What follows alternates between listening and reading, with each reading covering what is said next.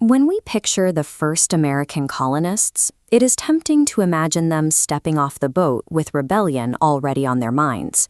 But colonists who landed here considered themselves fierce, uncompromising subjects of the British Crown. In the North, Puritans fleeing religious persecution in Europe sought to build isolated communities with rigid expectations. These were intended to be pure Bible commonwealths, deeply devoted to their faith and closely regulated by their leaders. Meanwhile, settlements further south in Jamestown, Virginia, were driven by a starkly different motive: corporate profit. These were commercial ventures focused on seizing territory from Native American confederations, like the Powhatan, to extract wealth. To sustain this rapid pursuit of wealth, Southern planters required an immense workforce. They quickly built an economy wholly dependent on the forced, enslaved labor of Africans to cultivate vast expanses of cash crops like tobacco. Because these initial settlements were born from such opposing extremes, religious fervor in the North and ruthless corporate exploitation in the South, they did not view themselves as a unified people. They remained separate experiments, operating on the same continent. Geography ultimately determined how these colonies survived, forcing them to adapt their survival strategies to the exact terrain they claimed. New England's freezing winters and rocky soil made large-scale farming nearly impossible.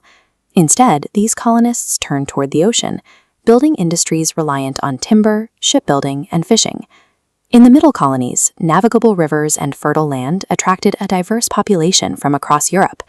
They grew into tolerant trading hubs, acting as a bridge between the North and South.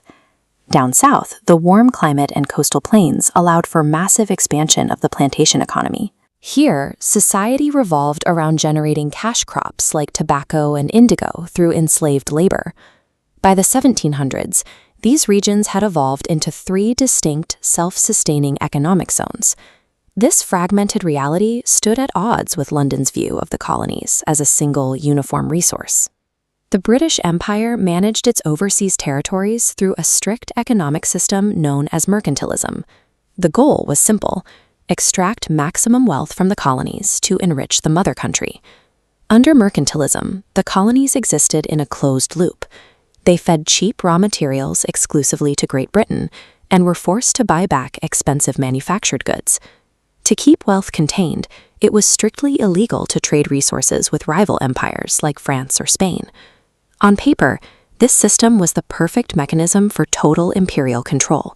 It also set the baseline for a disastrous miscalculation by the Crown.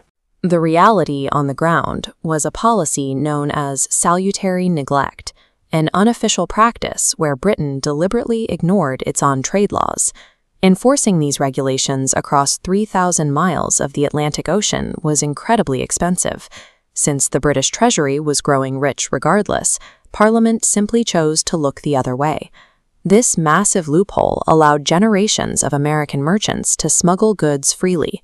Over time, local colonial assemblies stepped up to control their own taxes and pass their own laws without British oversight. Britain's laissez-faire approach accidentally allowed the colonies to build an independent political and economic infrastructure. They were effectively hiding a self-sufficient nation inside an empire. The 7 Years' War was a massive global conflict between Britain and France over North American territory. Britain eventually emerged victorious, successfully expelling the French military and massively expanding their own colonial borders. But this victory came with a hidden cost. Great Britain accumulated a staggering national debt from the fighting that threatened to bankrupt the entire empire. This financial crisis abruptly ended the century-and-a-half era of salutary neglect. To survive, the British Empire had to finally turn its full aggressive attention toward the wealth of the American colonies. King George III initiated a swift, heavy-handed attempt to exert total control over this newly expanded and chaotic North American territory. The first shock came with the Proclamation of 1763. This mandate infuriated the colonists by suddenly restricting their expansion westward into the Native American lands they had just fought a war to claim. Parliament followed this up by enforcing a series of direct taxes on the colonies to recoup their massive war debts. To the colonists, who had operated autonomously for a century, these sudden taxes felt like a hostile alien invasion that required immediate unification to repel. The American Revolution was a violent reaction to an empire trying to dismantle a freedom that its own neglect had allowed to grow.